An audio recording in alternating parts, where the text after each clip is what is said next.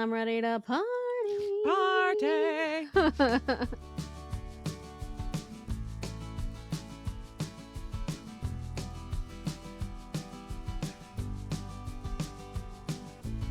Welcome to Book Talk Etc., a podcast bound to grow your TBR. I'm Tina from TBR Etc. And I'm Hannah from Handpicked Books. This is a conversational podcast about books and more from two Midwest mood readers who are easily distracted by new releases. And this week, we leaned into our love of new releases and read a few. If you enjoy listening, we'd love for you to follow us on Apple Podcasts or your favorite podcast app. And if you have a quick minute, please consider leaving us a review on Apple Podcasts or sharing us on social media. It truly helps us connect with other book lovers. If you love finding your next great read, you are in the right place. To help our YouTube community grow, the best thing you can do is to like this video and subscribe to our channel if you haven't already. Also, be sure to leave us a comment telling us some new releases that you're excited to read either this January or just in 2026 in general. We love reading your comments, and this helps the algorithm push our content out to more people. You can also share this video with a fellow reader or anyone who you think would enjoy our conversations. Thank you so much for your help, but now let's get into the show. Hey, Hannah. Hey, Tina. How's it going? I mean, we are fine. We're recording, we've got a couple marathon recording days in a row, but I am enjoying it. I'm digging our, cadence? New cadence. Exactly what I was thinking. Yes. Me too. How are you doing? Yes, it's been fun seeing so much of you and getting to talk so much and getting ahead. It has felt really, really nice. Yeah, and we also did a live, it was last week, which feels like a really long time ago, but we did a live reading sprint with our patrons. We're doing another one at the end of the month. We're doing a bookstore browse on the main show in a couple weeks. So I feel like we've just got so many fun things coming up for the podcast. And I was sent from Buzzsprout, which is our host. It said, congratulations, this year will mark your 5th year of Book Talk, etc. And I'm like, what do you mean 5 Banana years? pants. Does it? I'm like, how do you mean 5 years? Time is weird. It doesn't exist, but I'm so happy to have been on mic for coming up here. It's 4.5 years at this point, because I think the 5-year mark is in May, but still, I mean, it's over 4.5 years of podcasting. So yeah, it's been a great time. I can't believe how that feels. I'm not quite at my 2-year mark yet. So I can imagine that 5-year mark feels huge. It does. Yes. May will be 2 years for me. Yes. May is a big month for the podcast here. Is. I mean, boy, do I ever have a loving lately for you and for you, listener, because my loving lately is also a podcast, and it is called Beth is Dead. This is a pretty recent. Do you know this podcast, Hannah? No, but I'm intrigued because it sounds like one that you and I would both enjoy. Yeah, it's really interesting. Now, they're calling this a true crime podcast, and I suppose in a way it is, but it's very meta. It is not a true crime podcast in the way that you have the hosts and they're telling you about this thing that happened. You have a host who is talking to 2 other podcasters who had this very strange interaction with one of their podcast listeners, and that's the basis of this entire podcast. Yes. So the host is named Monica Padman. She's from Armchair Expert. I don't listen to that. Obviously, I know it's an immensely popular podcast, but she is interviewing or having conversation with 2 other individuals she knows. They're podcast hosts named Elizabeth and Andy, and they were on a show called Totally Lame, Laime, which is their last name, and they are focusing on why it is that their podcast suddenly shut down. And at first, somebody had recommended it to me. So if it was you in my DMs who told me to listen, thank you. Because I'm always accepting new podcast recommendations, especially for limited series ones, especially true crime. So thanks to whoever recommended it. But for this one, I put it on and I was kind of like, what am I listening to here? Because the 2 interviewees, Elizabeth and Andy, are very skilled podcasters. Obviously, they're very comfortable on mic, but they're sort of going back in time to reference their show. I never watched or listened to their show, so I didn't know all of the things. And you don't need to, because they really do a deep dive on their show. Essentially, they would take people's comments and like offer suggestions. They're a married couple, so they would often like tackle issues of marriage and parenting. and other things. And so what this podcast does well is that it very much explores parasocial relationships. That is the relationships that your listeners have to podcast hosts or to, people on social media. A parasocial relationship is where the sort of host doesn't know about you necessarily, but you feel like you're friends with them. I've certainly had that feeling. I know some of our listeners here have said to us they feel like we're friends, but sort of in reality, right? How much do they know about us? And that's sort of what this podcast explores. And it is unpacking this real life mystery that involves the podcasters. So Beth is one of the listeners, and I'll sort of leave it there. It's 10 episodes, and I will admit that I'm not fully done. I think it ended end of last year, so I'm not quite done. I feel like though I know the meat of the thing, there's like a couple big reveals, and I sort of know what's going on. I liked it. Now, the reason why I am not done is that this podcast feels like there's a lot of inside jokes and a lot of like nudges. Oh, Dax, or this person. And that's not bad, but I'm also like, is this true crime or what am I listening to? Because I don't know these people. And I liked the husband-wife duo, but again, I don't have that relationship to them.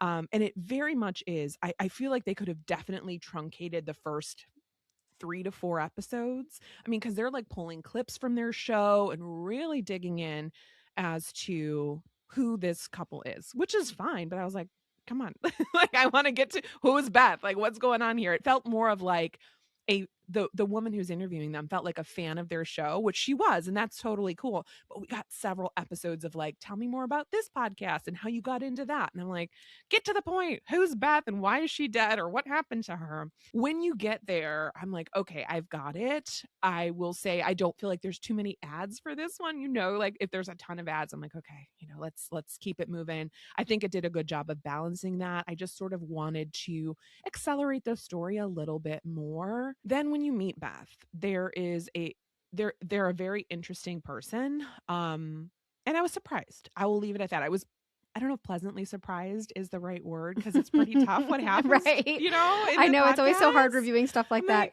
Yeah. I liked this horrible thing that happened. Right.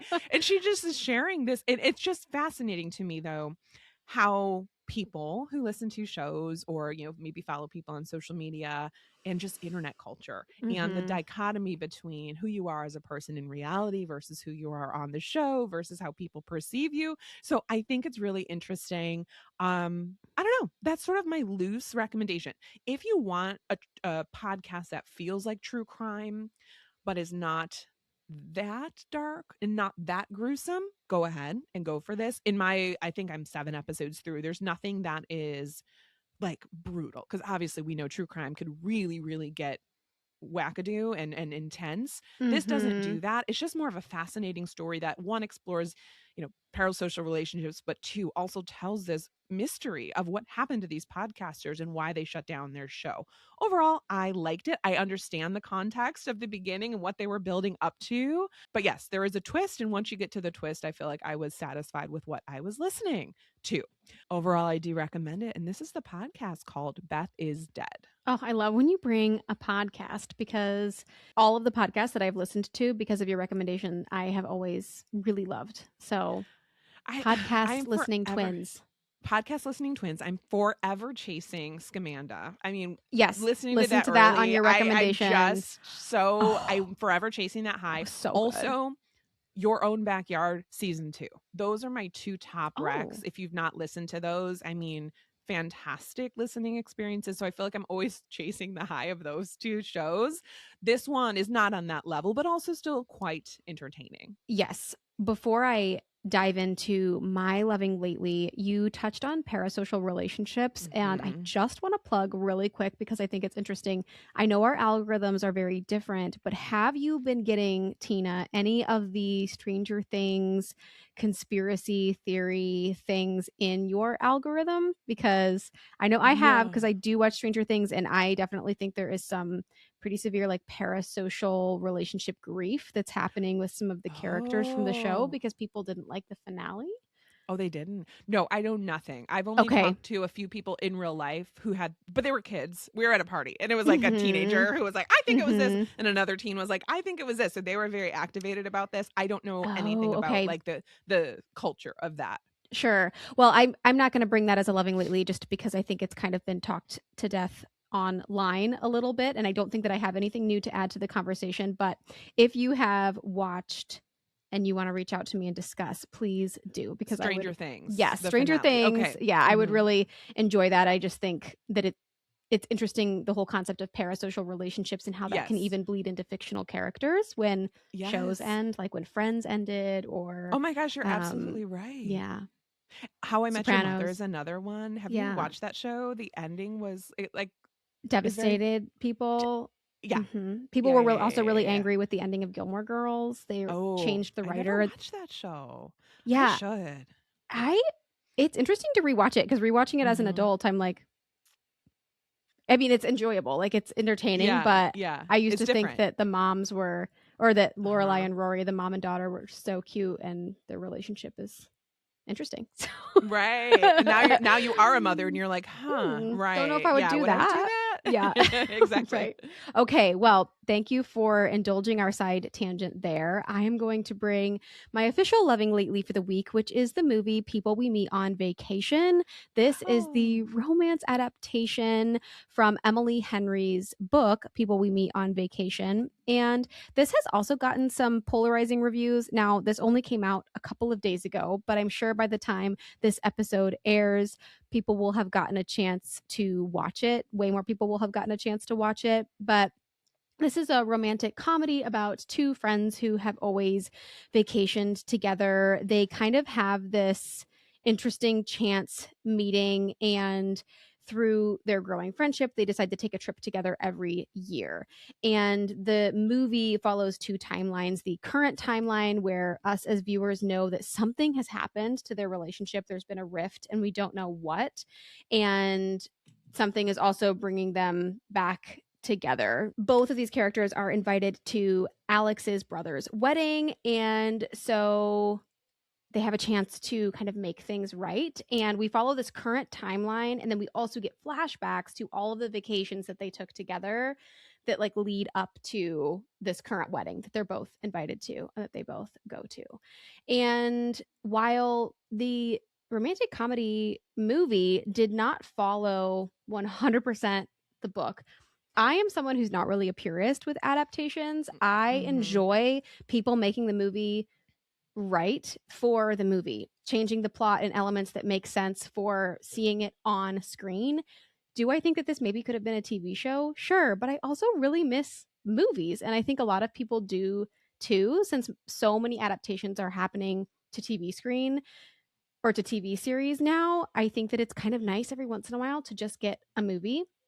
It's 2 hours, so we definitely get a chance to get to know these characters, and I thought that the romance was really cute.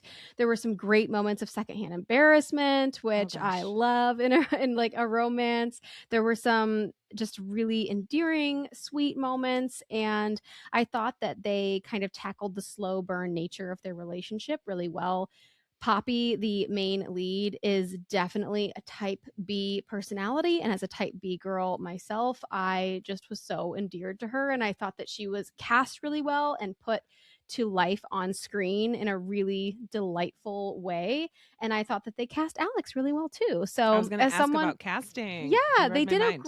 I think they did a great job with the cast. So, yeah, while this has gotten some kind of polarizing reviews, and I totally understand, I personally enjoyed the changes that they made to the adaptation. I both equally love the book, and I thought that the movie was really cute. So, if you like a good rom com, I would definitely check this one out, knowing that it doesn't follow the book exactly, but they did a good job for TV. So, that was People We Meet on Vacation, and that is on Netflix.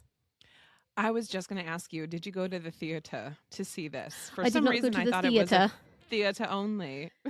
This is No, I accent. it's I on don't know. Netflix. Okay, it's on Netflix. Cool. Yeah. I am glad that you liked it. I know you like Emily Henry, and I thought it was interesting too because I had heard rumblings. I don't watch movies very much, but I had heard rumblings it was being adapted, and I was thinking, like how awesome. Like that feels like a big get. Is this her first adaptation? I want to say yes. Yes, It's right? hard to say yes because I think some have been bought. Like the movie rights have been bought. Sure. I think for book lovers, and I want to say one more, but I do think that this is the first one that has actually been brought to life on screen. And it happened pretty fast, I want to say. Wow. Yeah, I feel like it did. So it looks like Beach Read, People We Meet on Vacation, Book Lovers, Happy Place, and Funny Story. 5 are currently being adapted into films That's or wild. Netflix series. You go, Emily Yeah. Henry. You go for good for you. You You go. know? Women in STEM. Anyway. I don't think Emily Henry is women in STEM. No, I don't think so either, but I'm just kidding. But we're going to just go ahead and just tag kidding. that on. Yeah. Women doing big things. I love that. Women doing big things. Yeah. Yeah. Speaking of women doing big things, my book that I am bringing for my latest read is A Family Matter by Lynch. This was a read with Jenna pick from last year. This is also on the Aspen Words Literary Prize long list, which is what made me pick it up. I grabbed it toward the end of December, and I'm so glad I did because I was in that December mood where I'm like, what do I want to read? I have no idea, going back and forth. And I grabbed this on audio, and it sucked me in right away. It's only 240 pages, so it's not terribly long. Who you are following in the very beginning is this man named Heron. Heron has just received word that his illness is terminal, and he sort of lives this pretty quiet life. He's very habitual. He's very close to his daughter, and he raised Maggie from a young age as a single dad. And now she's in a full adult, has her own family and things, but he just feels like he can't tell her about his diagnosis. He feels like that would be impossible. And he also is grappling with the knowledge that he has a big secret that he's been keeping from her for her entire life. This one has dual timelines, so that all takes place in present day. And then it also intersperses the time period of 1982. In 1982, you're following Dawn, who is a young mother who is still adjusting to life with her husband. She was a woman of the time and maybe didn't necessarily want to have a kid and get married as soon as she did, but also that's what you did back then. And so she found herself in this life and really found herself not recognizing who she was. And then, she's starting to branch out a little bit more, and she ends up making friends with this woman named Hazel. They have this really intense connection with each other, and she brings a lot of joy to Dawn's life. And essentially, the two timelines switch back and forth between Dawn and Heron, present and past, until you figure out what the big secret is. This, they're calling historical fiction, and I would agree because it did shed light on something that was very commonplace back then that I hadn't thought of. I'm purposely being vague because the thing that I learned in this novel is the big secret. And it's a spoiler, obviously, for me to tell you what that is. And I want you to find that out for yourself. I really liked this book. The writing is solid. It's powerful but sparse. I found that I was very invested in both of the characters. It's one of those books where as you get more and more information about the people, you're like, oh gosh, wait, my opinion of you is changing. Like I thought you were this one thing or this one kind of person. And then you find out more and more information. And I'm like, who am I rooting for essentially? Right. If you are a parent, this will be one that will gut you, especially if you're a mom. Mm-hmm. Either a mom or a dad. I think this one's going to be pretty powerful. It is about how, again, society influences us to be these people that we never thought we were or were going to be, but you sort of get, as you make more and more decisions when you're younger, your options become more and more narrow, and you could potentially pursue other avenues, but in doing so, it's going to mean giving up a huge piece of yourself. And are you willing to take that risk, and at what cost? I thought this story was powerful. Again, I thought it was really well written, and this book wasn't overly literary. It read more like upmarket fiction, but really did take on some of these themes that I'm like, very surprised by. I love that. Yes, I think it is hard to do well. This book's not cheesy at all, and it's pretty powerful. It's also, for me, kind of bleak. It's pretty sad. Yeah. And I like that. I don't mind a sad story. it's one of those rare reading experiences where I wanted more. I could have used 50 more pages, and I rarely say that. Mm. I wanted even more from this story, and I would have loved to see even more. But overall, I thought it was really well done. I'm very glad I read it. I do recommend it. And I think if you are somebody who's in a book club or like to buddy read, that obviously this was, picked as a celebrity book club pick for a reason. I think it's very discussable. This book is A Family Matter by Claire Lynch. That definitely sounds like a Jenna Reads pick. Definitely. Like it, absolutely. just from hearing you talk about it, I'm like, I could totally see that falling under her book club. Those are definitely the types of books that she picks. Very hard, emotionally resonant, but easy to read and digestible. And I love those books. I think that's why Jenna's is often my top, celebrity book club. A lot of her picks, I'm like, yep, that resonates with me. I'm also glad that the Aspen Prize had put this on their long list because it did nothing for me. The cover is red and there's a coffee cup on it. That's it's not a great cover. On the edge of a table and about to fall off. Gives me nothing. It's not ugly. Visually, it's pretty, but I'm getting no information from it. So anyway, I'm very glad that I prioritized this because otherwise I would not have, because I just was like, oh, what's this about? Well, my latest read is one that I have been putting off for no real reason, but it's been on my TBR for a really long time. And I am so glad that I finally got to it. And that is The Reformatory by Tananarive Due. And I literally have the advanced reader's copy of this from 2023. What a flex. That's how long it's been on my shelves. So long. And I didn't get to it. Sorry, but you did now. Press. But I did now. Never too late. Yes. So this one is set in Jim Crow era Florida, and this follows 12-year-old Robbie Stevens Jr., who is sentenced to 6 months at the segregated Gracetown School for Boys after he kicks the son of the town's most powerful landowner while defending his older sister, Gloria. What is supposed to be a reform school quickly reveals itself to be an absolutely horrific place, one that exposes Robbie to the brutal realities of racism, injustice, and violence inflicted on Black boys in the Jim Crow South, both for the living and, as we find out, for the dead. Robbie, we find out, has the ability to see ghosts, and what once brought him comfort after his mother's death becomes a terrifying window into the truth about what is actually happening at the reformatory. These boys are forced into hard labor, they are punished cruelly, and some just go missing entirely. The ghosts that Robbie sees suggest something far worse than anyone on the outside wants to acknowledge, and as Robbie learns how to survive inside the school with the help of other boys, Gloria is on the outside, and she, in the meantime, is desperately rallying family members and calling in every favor that she can in order to get him out. At its core, this is definitely historical fiction, and that is something that I wanted to do specifically with my horror reads for the year. So we are starting out strong, is to include other genres in my horror reading that I enjoy. And this definitely blends historical fiction and supernatural horror. And what makes it so effective is that the true horror really isn't the ghosts. It is the school, it's what's happening inside it, the people in charge, and the system of the Jim Crow South. This definitely has ties to and reminded me of the Nickel Boys, which I also highly recommend. We talked about that a little bit in a Patreon episode recently, which was really fun to discuss. The Reformatory, though, very much stands on its own, even if it covers the same historical location and theme.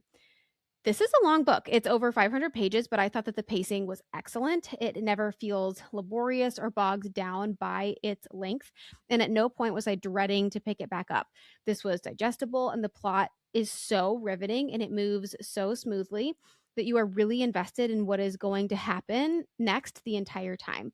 The story alternates between two points of view. We have Gloria and we have Robbie's perspective. And I'll admit, I was far more invested in Robbie's chapters early on, and I sometimes found myself impatient to get back to his perspective. But both perspectives are pertinent to the story, and everything does come together really beautifully at the end. Once you get past I'll say 200 pages or so, it becomes a full-on page turner. The last 100 pages of this book had me literally breathless, and the final events were simultaneously hopeful and devastating and just wildly exciting. Like I said, the last 100 pages, I could not put this book down at all. It really impressed me how carefully these supernatural elements were handled. For a while, I wondered how these ghosts were going to play a role in the overall story, and I can't spoil anything, but trust me, by the end, they add so much emotional weight and depth without diminishing what the book is actually tackling thematically. Ultimately, this was a hopeful read at its heart, even if it made me really angry and also really misty eyed all throughout. I was blown away by the storytelling here, and I would definitely read another book by Tananarive Due. Again, this is my first book by her. I've heard really good things about The Good House by this author, so I might go to that one next. I'm trying to read more books specifically by Black women in 2026, and I'm off to a great start with this 5-star read. What a powerful way to start my reading year. That is The Reformatory by Tananarive Due. Really well done. What a great thank you. review. Anytime this book gets brought up, I'm like, yep, like I like to hear it because I Yes, read it and I enjoyed it very much. I think it's brilliant. It's so well it really done. is. And it does a lot and it does it really well. So I love hearing good reviews for it or reviews. And I've not heard a bad review, honestly, for that one. I have read one other book by her. It was The Between. It was her, I want to say it was her Oh, debut. yeah. It was You brought very that last weird. year, didn't you? Oh, I sure did. Yeah. I'm Yeah. telling you guys as though you don't listen and know about every single book I've read for the last 5-ish years.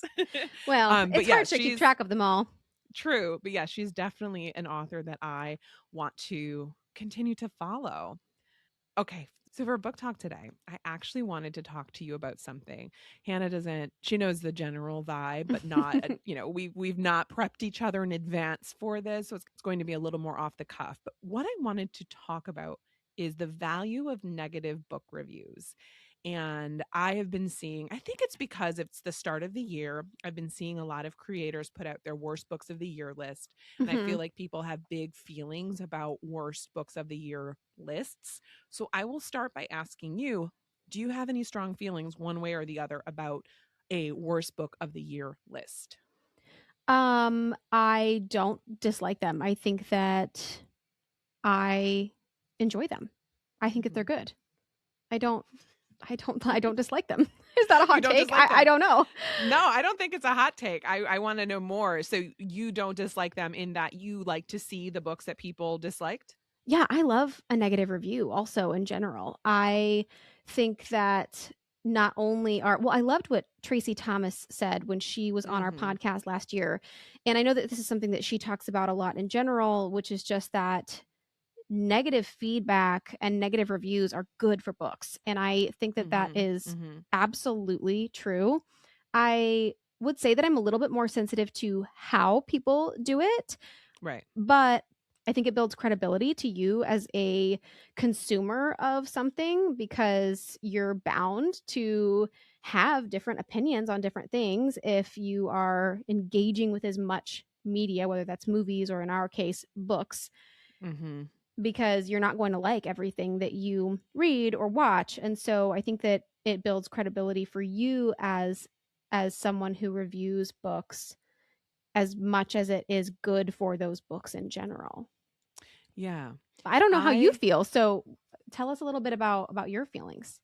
Well, I don't mind them. I think that if people want to create content around books that they didn't enjoy, go hard, go for it.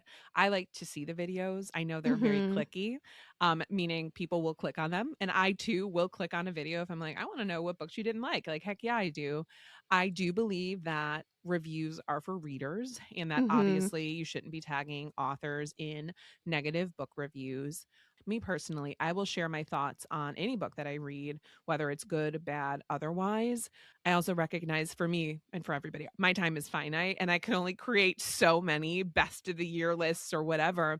And so I didn't create my worst books of the year short or long form video. on any of my channels, mainly because I didn't want to spend my time doing that. Not because I don't think they're valuable, but I'm like, I know I only have a certain amount of time to get out this content, and I would rather create a list of these are my best audiobooks, these are my best this debuts, these are my best whatever. That's where I put more of my energy. And I also cannot help but I am an empath and I feel bad. I'm like, what if somebody like put me on a list that was like best and worst podcast? Here are the worst podcasts I listen to. And it's like, we're on there. I would feel bad. Now, I should not be looking at those lists because me as a podcaster, I should know, shoot, my stuff could end up on there. You know what I'm saying? I'm trying to draw a parallel there, meaning like if I were the author and someone was like panning my book, I'd be like, dang, that really sucks to see. But I should protect myself and not look at those types of things if I know that it will get to me. I just feel bad personally putting that out into the world. Now, I think you and I both do this, and I think many people do this well, is that we are likely to say, okay, I didn't like this book for this, and this reason. If you like those kinds of books, this might work for you, but you guys know I don't like blah, blah, blah. And those types of reviews, great. Love it. Love to see it. I don't like when people get online and are just like, this book was trash. This is garbage. Nobody should read it. Whatever, whatever. I don't think that's valuable. I think it's harmful. And I think it's meant to be spicy to get clicks. I think it's clickbait and I don't like it, frankly. If that's what you want to do and if that's how you want to spend your time, go for it. It's just not how I probably don't resonate with that type of reviewer. Because I'm more interested in, like you said, building someone who takes the time to build their credibility. And if you're not telling me why you thought this book was garbage, I just am not going to really engage with that, right? I just don't think that's valuable. I also saw sometimes somebody, gosh, I wish I could remember where they had said, I think it was an author, and they were talking about being tagged in negative reviews, and they were like, the middle was draggy or whatever the critique was. And it might have been perfectly valid, but also the author's like, my book's published. It's in the world. There's not much I can do with that information. My editor didn't give me that feedback. Right, so exactly. Here we are. Again, it's just one person's review, but I always think of that. I always laugh because I'm like, gosh, you're right. Like the thing is out in the world. There's not much you can do, but maybe you could receive that information and say, okay, noted, looking towards my future work, make note of that, but maybe don't take that into full, don't take it to heart. But yeah, I do take umbrage though, because I think there's some opinions that if you are a reviewer that only really shares the books that you enjoyed and why, that maybe you're not a true reviewer, or you're not truly you're not offering truly authentic reviews. I've always said this. I hate when people say, thanks for the honest review on something that maybe is less than glowingly positive, because I maintain my glowingly positive reviews are just as honest as any that are critical. Like, I don't like that people conflate honest review with like your positive ones aren't honest. Exactly. That I don't love that, because we're not getting paid to sort of talk up any book. We're just offering our authentic opinion. But I do think you had said this earlier, that hearing somebody talk about books they liked as well as books they didn't like helps build value as a reviewer. Because now I'm like, okay, I know I typically tend to agree with Hannah, or maybe I tend to disagree with Hannah, but I kind of like that. And now I want to know, like, okay, let me see how I feel about this type of thing. Sure. I think it also depends on how many books you read a year and how many books you intend to share on your space. I pretty much share every single book that I read, especially on the podcast, not necessarily in individual reviews on my other social spaces, but especially on the podcast, I share every single thing that I read, and I don't like every single thing that I read. And so if I'm going to share that with you, then I'm going to do it in the most respectful way possible, but you are going to hear about my feelings on it because I read, 100 books a year, which is about how many that I need to read in order to be able to read for the podcast. And so, if I was reading 200 books a year, that might look different, because I would maybe only want to talk about the ones that I absolutely loved, but I don't have the capacity to do that. And so you get to hear all of my unfiltered thoughts on every single thing that I read. You get to hear the good, bad, and the ugly. So I think that this is also a good reminder of, you don't know people's lives. You don't know what they have the capacity for. You don't know what they have agreed to themselves to share. You don't know if they're the kind of person that just loves having a hot take all the time, or if they're someone that just wants to love everything all the time, and Mm-hmm. how they want to use their account, the personal goals that they have, and things like that. So I think that that is also something to keep in mind as well. I agree, and I think all are valid. I always think too, and I think you and I sort of have come to an agreement. There's this idea of, right, I only want to bring the best books to the show. I only want to bring the Yeah. ones that I loved. But then we hear from you all listeners time and again, like, no, bring us everything. Like, if you didn't like it, I want to know. So it's fun to like sort of have that support, I think. And yeah, I guess at the end of the day, I do think there's value if that's how, if you want to create that content and if it blows your hair back and you like it as a reviewer, you think it's fun to do and you think it's interesting for people, absolutely, I do support that type of content. I'm just thinking for me personally, it's probably not something I would put together just because I don't have capacity, right? I only have capacity for a certain number of like Yes. putting out a certain number of things in the world. One place where we do share stuff that's maybe not as wide is with our DNF videos, Oh, or yeah. is with our DNF podcast episodes. We do bonuses for our patrons a couple times a year where we're sharing books we did not Definitely finish. get I a think little those are spicy. always fun. Yeah, those are always Yes. fun. But it does feel a little safer, because I Yeah. feel like, folks that are our patrons kind of know us and it feels less bold, right? Yes, I totally agree. One person that I think does a negative review really well, and there are tons of people out there that do this, but one person is Plant Based Bride. She's on YouTube. Do you Yes, follow her? I do. She does a really good job, and this is just a good example of this, where she is talking exactly about what she didn't like and why, and she definitely provides that caveat of, these are my personal opinions and here's kind of my criteria for reading and what I like and don't like, or what I deem as good or not good. And she does a good job of explaining that. I'm thinking of her specifically because I just watched her worst books of the year, and it's funny because Mhm. her thumbnail is absolutely clickbait, as you do, where it's like, these books were bad. and Yeah, then yeah. and then when you click into the actual video, she's so gracious and she's like, please keep in Right. mind, these are just my opinions and I don't think Mhm. any of these books are outright bad or that you shouldn't read them. And so it's also both. Listen, we are, working to fight the algorithm, but our Yeah. actual content, you Mhm. gotta click on the video to see what we actually I have to say. I saw somebody, it was Tati, who is this, she has like 8 million subscribers on YouTube. She's a beauty YouTuber. And she's like, if you are not clickbaity, you are not trying. And I Right. laughed so hard with that because I'm like, you know what? Honestly, the whole enterprise is cheesy and we've just got to do what Uh-huh. we've got to do to try and be seen. Well, because I will that's why share. I clicked on that video. Yes, These books are exactly. bad, and I'm like, oh, I want to Well, know. I want And to then know she more was so about that. gracious in her video. Yeah, yeah, yeah. So And I do think there's value to it. And now that I'm saying this, I'm like, maybe I should put together a books that I didn't like video. Again, I would I watch it. reserve the right to change my mind. But going back to reviews and like thinking about seeing and internalizing that, if you're an author or if you're somebody that's creating something, you're creating content, you're creating a podcast, whatever it is, I'm going to share the wisdom that I heard from a author. His name is on Instagram, he's by Don Martin. I tell you this all the time, or I say it to myself all the time. And he says something to the effect, and I'm probably going to botch it. It's something like art by community is. Oh, you've brought this up to me before. Yes. And he was responding to something else. And he basically said, at the end of the day, art by community is never good. Art by And that, committee. It's art by thank you. committee. Yeah. Art by committee is never good.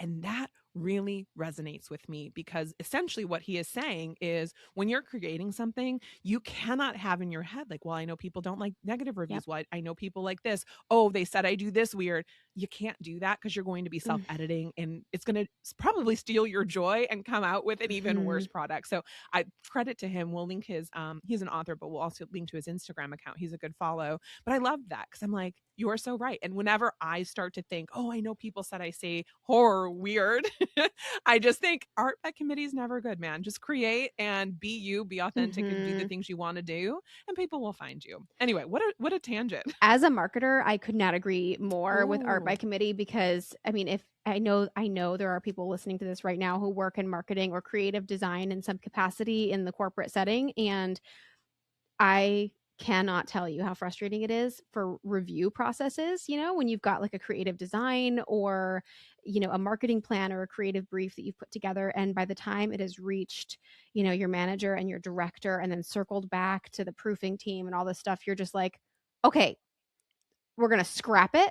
Like you just want to like cancel everything because never mind. the executive suite wants this and your directors want this and and yeah. it's just like at the end of the day, you just gotta do it. You gotta bite the bullet and you gotta go for it. Make what you want. Do what you love. And done is better than perfect. That's my other life's motto Yes, that I constantly have to remind myself. And you constantly have to remind me because I have a hard time Done with is that. better than perfect. And not always, right? Sometimes things should, obviously, whatever. We're getting off schedule here. But yes, I just wanted to talk about negative reviews. And listeners, of course, if you have strong opinions either way, we'd love to know what you think about this. I suppose I do have a lot to say. You do have a lot to say, and we love that. That's why we're here on the mic. Right. That's why I have a podcast. Going off of that, I will transition into the first book that I'm bringing. And happily, both of the books that I am bringing today will not be negative reviews. The first one is The Book of Luke by Lovell Holder. This is another one I finished at the very end of December, and it is incredibly under the radar. It only has 510 ratings and a 3.95 average. This is a book for people that like reality TV books. I am one of those people, and I find that I'm often picky as heck with these. I have recently said that I haven't read a good one until I read The Compound by Ashlyn Rowell. I loved that book, and so I know that one's polarizing, but I super loved it. This one I enjoyed as well. This is for fans of The Challenge and the book Less. Those are sort of some of the comps that I have seen. And this is a debut.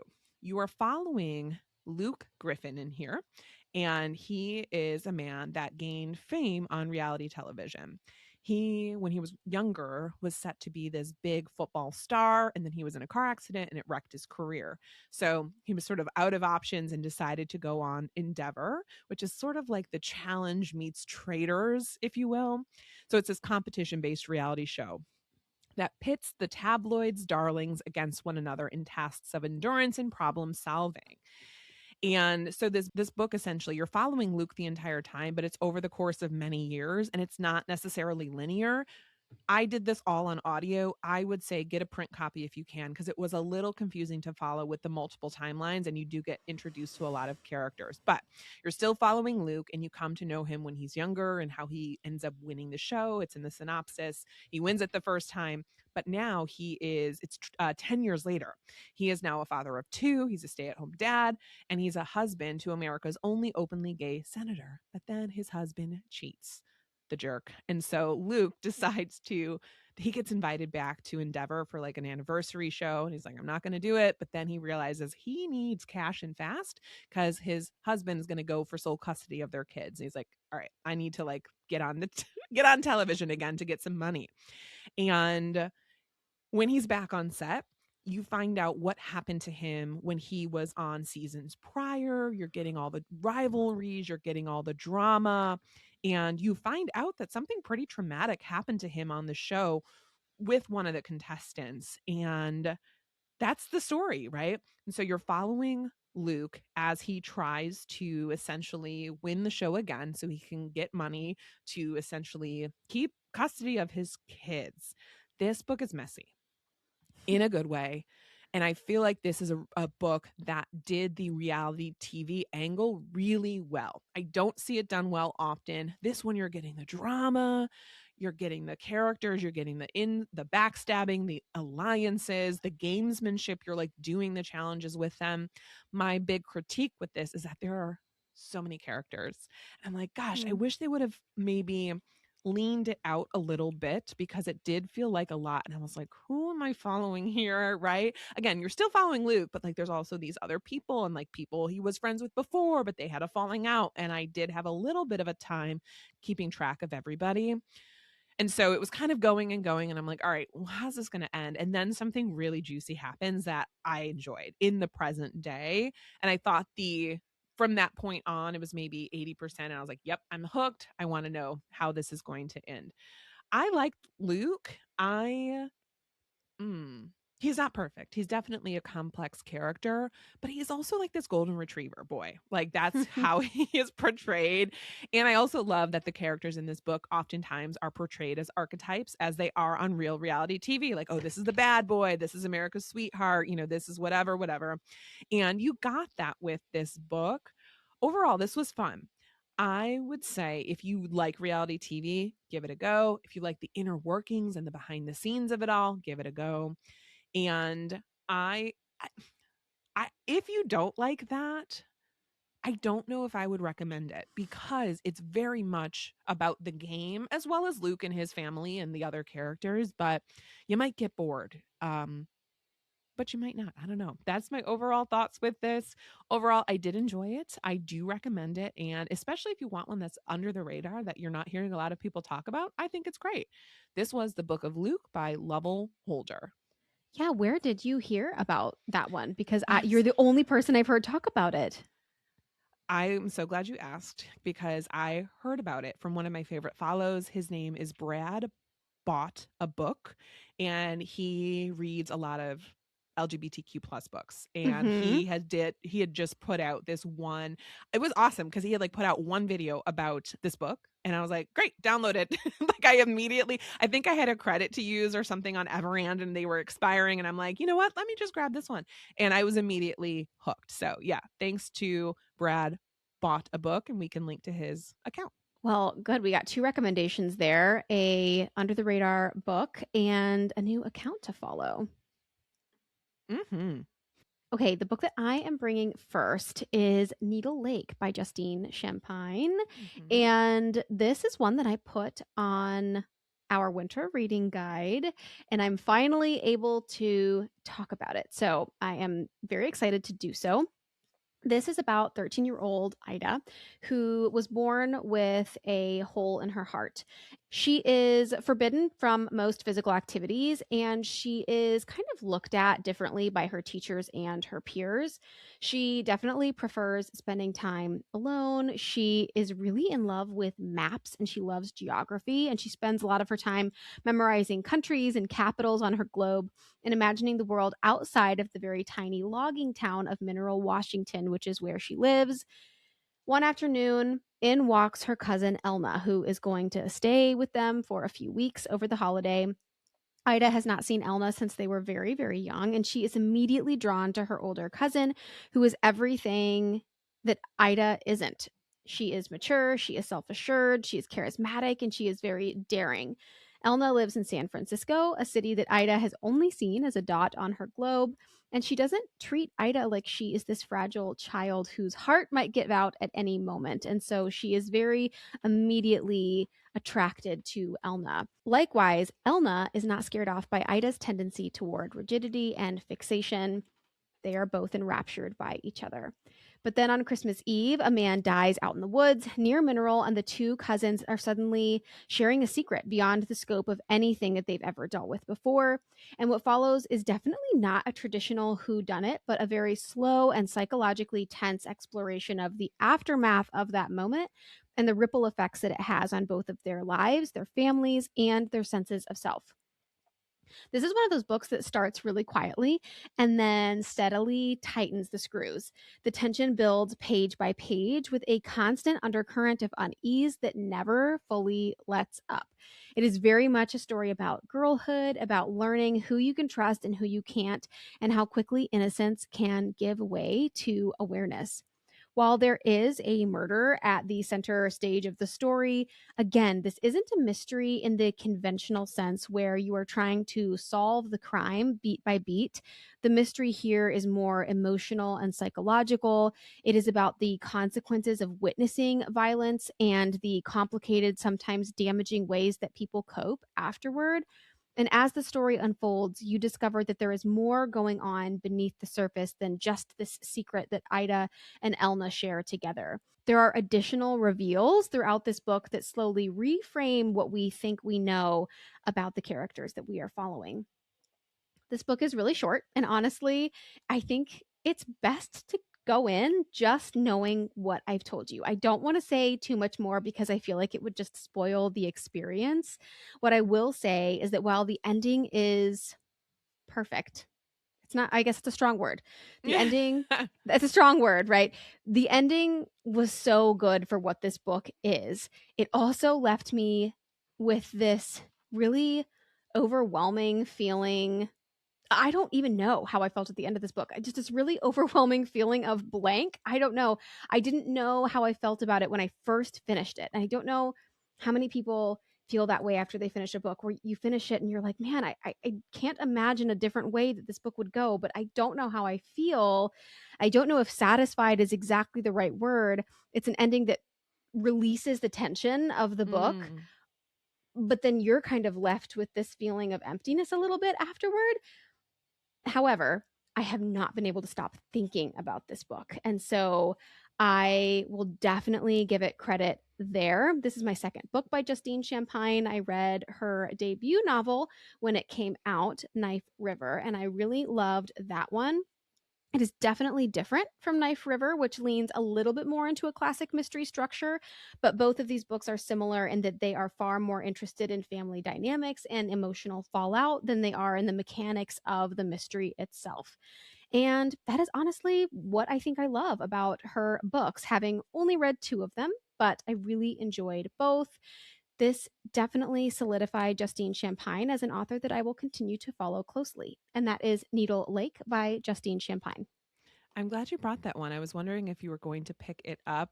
And I love a book that is one where you're like, I don't know how I feel, but I can't stop thinking about it. I like Yes. that reading experience. Me too. I prefer that much more than it was good. It's a book. I It don't was know. fine. Like, it was fine. Me too. Yeah. I always say, make me feel something. And it sounds like you felt tension and, maybe it wasn't perfect 5-star banger, but you still enjoy the reading experience. Yes, I definitely did. And And I glad that would you definitely glad that you recommend read it. Cool. Yes. Okay. Good. Cool. Anyway, moving on.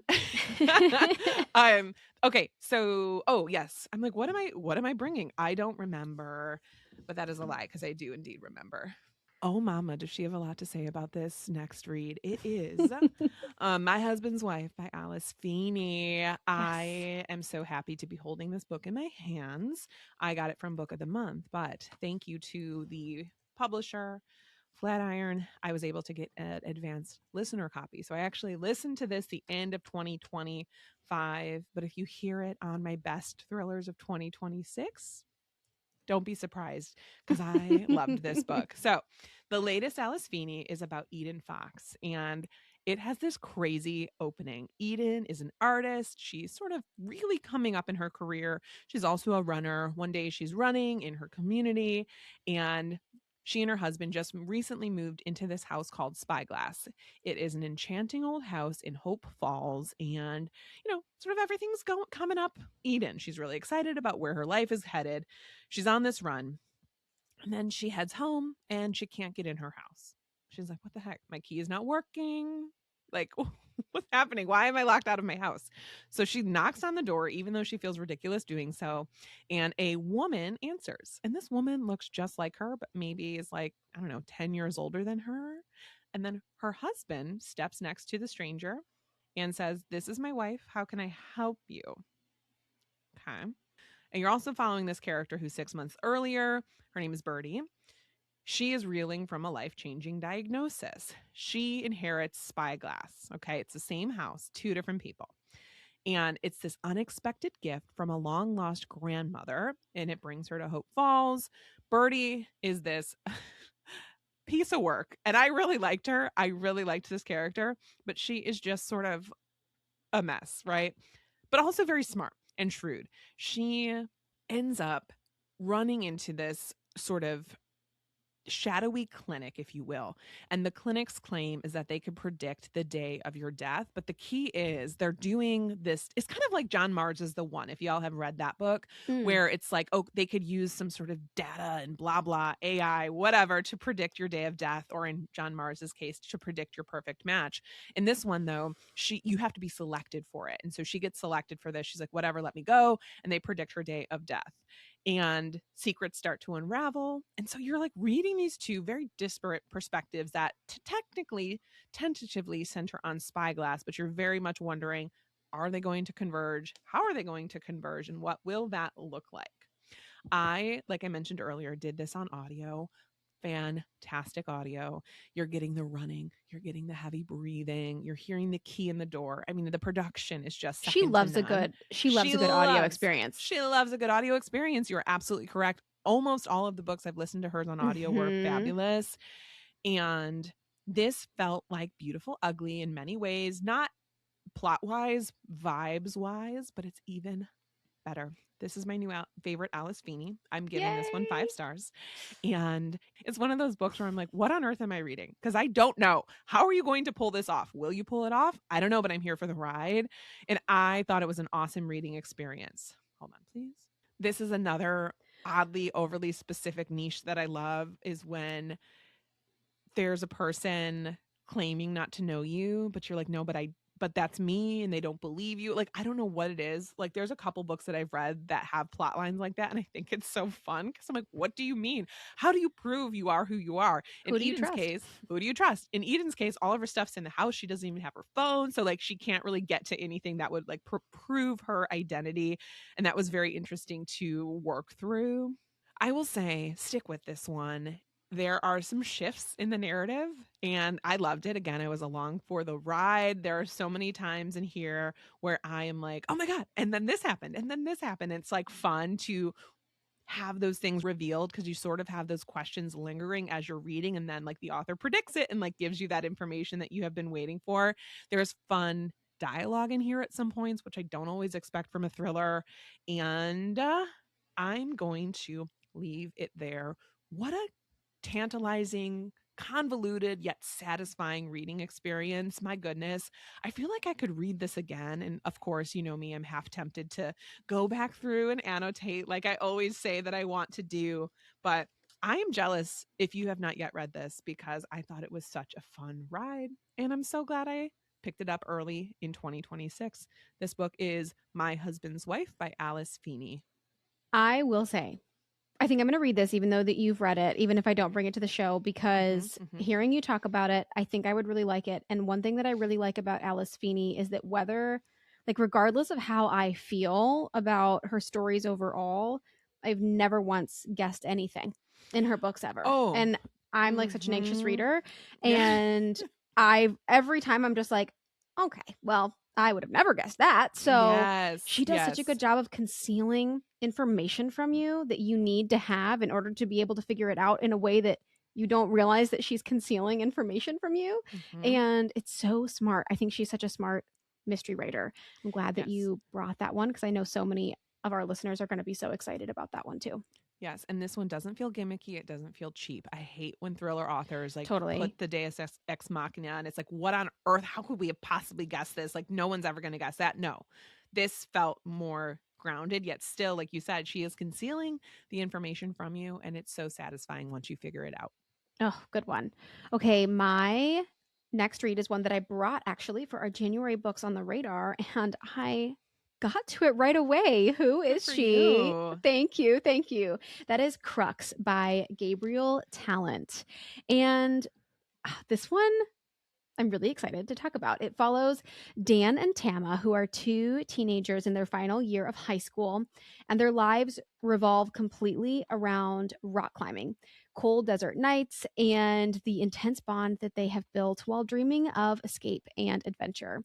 Dan is definitely the gifted golden child type, and Tama is this really sharp, tough, and far more precariously positioned in the world than Dan is. As graduation approaches and adult realities close in, their differences in class and experience and opportunity begin to matter in ways that they feel like they can no longer outrun, making their choices and the risks that they decide to take feel increasingly dangerous and inevitable.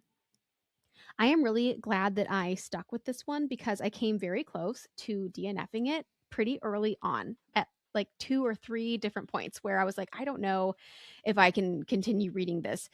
This is firmly literary fiction, but the main characters are teenagers and they talk like teenagers. There's a lot of dude and bro, and I mean there is a lot of that in the dialogue. It is very blunt, it's messy. They talk like teenagers. And this book does not let up on that. And early on, that was definitely a hurdle for me. However, there are also several deeply frustrating secondary characters, and the dialogue is intentionally grating with them in a way that drives home how selfish, negligent, and frankly undeserving of parenthood some of these adults truly are. I slowly started to realize as I was reading that there was a point to the dialogue being the way that it was, and it actually ended up by the end making me appreciate this book that much more. Apparently, to start the year, I have been reading a lot of books about characters with truly awful parents. We talked about this recently in our last episode with Half His Age by Jeanette McCurdy, and this book felt very similar in that regard. Tama, especially, is dealing with a very emotionally abusive home life. Her mother and her mother's boyfriend are absolutely terrible. It is honestly hard to read some of the things that Tama's mom says to her. There is constant blame, emotional manipulation, and an inability to let Tama succeed or thrive if it threatens the mother's own needs and ego. Ooh. That dynamic was really hard to read at times, but it was also incredibly compelling and really made you feel attached to Tama and just want her to succeed and want the best for her. What ultimately won me over was the balance that this book strikes between the high adrenaline rock climbing sequences that you definitely get in this story, and also the deeply emotional friendship at its center, and also the deeply emotional friendship between Dan and Tama at its center. Their bond is absolutely the heart of this novel. They love each other fiercely, even as their lives pull them in different directions, and their struggles look nothing alike. This book gives space for both of their individual traumas and paths toward healing, while still treating their friendship as something central and necessary to the story. There is a scene at the end that had me genuinely so anxious about how this book was going to wrap up, but the ending completely surprised me. It was beautiful, it was emotional, and honestly brought me to tears. Considering how unsure I felt at the beginning, I was so shocked by how deeply this book ended up affecting me toward the end. Ultimately, I loved this one. It's raw, intense, and frustrating at times, but incredibly moving.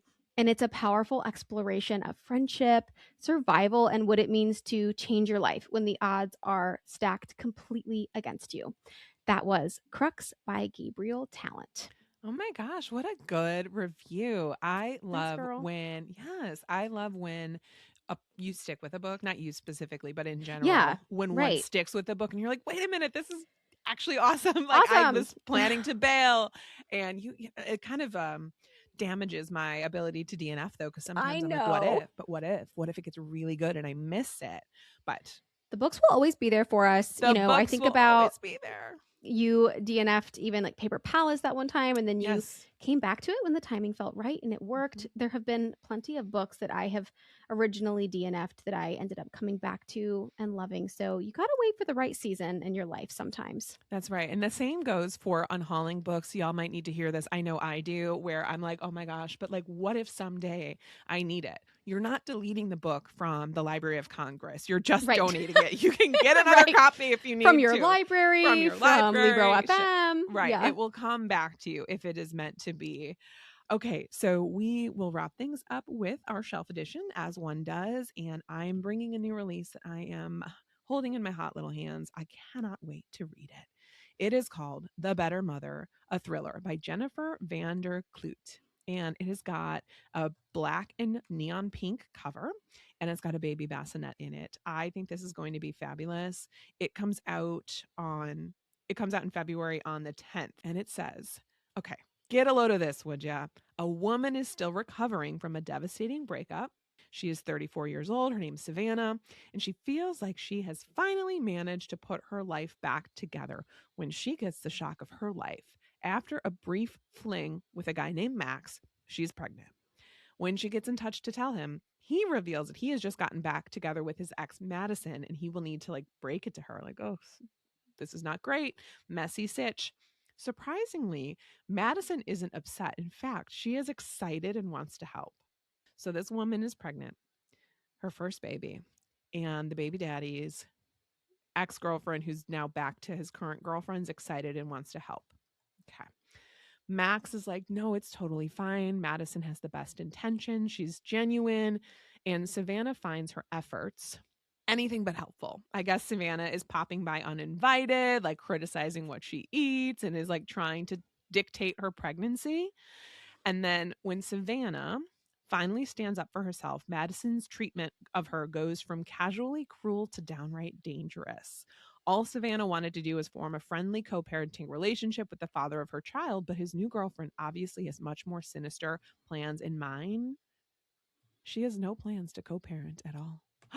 What? Is she going to steal the baby? I Sounds feel like she's going to spicy. try. Anyway, I think this sounds great in a kind of messed up way. It is The Better Mother by Jennifer Vanderkloot. Look how gross this Ooh. cover is. Look at this. I hate I covers don't like like this. it when covers do. What is that? It's like a type of matte, but it's not. Yes, it's matte and it shows every single solitary fingerprint. I have hyperhidrosis of the hands, so my hands are Yeah. always sweaty. Look how it looks now. Oh, That's unfortunate. very gross. I feel like I never hear the name Savannah anymore. Savannah. That's a great Like name. as a main character name in a book. Mhm. I don't know if I've ever read a book with the main character's name is Savannah. It's my sister-in-law's name, so I hear it a lot in my personal life, but but I never hear it on like the in page. literature. Less so. You know what Yeah. name I hear all the damn time? It's Hannah. Hannah. Oh, Hannah is Hannah. like Hannah, Katie. You Uh-huh. know, it's like in there with some of the most popular names ever, and it doesn't help that my last name is also ridiculously common. So Indeed. you know, it makes me at least hard to find. That's true. There you go. Okay, my shelf edition is not a new release. It is actually a backlist, but I'm going to bring it because it is the most recent one that I've added to my shelves. And this is The Marrow Thieves by Cherie, Dimaline. And this is, again, a backlist title. It was winner of the Crux Prize for Young Readers Literature when it came out. And it is one that has been on my TBR for quite some time. And I wanted to finally add it to my shelves to read this year. This is, from what I understand, a climate fiction novel. Humanity has nearly destroyed the world through global warming, and now an even greater evil lurks. The indigenous people of North America are being hunted and harvested for their bone marrow, which carries the key to recovering something the rest of the population has lost, which is the ability to dream. In this dark world, Frenchie and his companions struggle to survive as they make their way up north to the old lands. For now, survival means staying hidden, but what they don't know is that one of them holds the secret to defeating the Marrow Thieves. Wow. I have not heard a single bad review about this book. I am so excited. The premise alone just sounds so good. I love climate fiction. I love indigenous literature. I know this one has won some prizes. I was looking at Goodreads because I know I mentioned this was winner of the Crux Prize for Young Readers Literature, but it also was winner of the 2017 Governor Central's Literary Award. In 2018, it won the Sunburst Award. It won 3 awards in 2018. So this is a loved book, and I am excited to finally be someone who has read it. That is The Marrow Thieves by Cherie, Dimaline. That sounds really good. And yes, I just looked up the cover real quick and it's got all of these awards, circles on it. Stickers just all stacked up. Yeah, it's Yes. exactly. So it must be good. All Yeah, right. I'm excited. Well, folks, I'm excited too. But that is it for today. And we thank you for spending a part of your day with us. Links to all the books mentioned can be found in the show notes. And if you enjoyed today's episode, you can help us by following wherever you listen and by leaving a review on Apple Podcasts. It helps us get our show out to new listeners and grows our audience. And don't forget, if you'd like access to exclusive bonus content and community, you can join us for $5 a month on patreon.com/booktalketc. If you'd like to connect with us, you can email us at booktalketc@gmail.com. You can also connect with us both at booktalketc on Instagram and YouTube. You can find Tina at TBR etc. and Hannah at Handpicked Books. Talk to you next week, and in the meantime, remember, everything's better with books.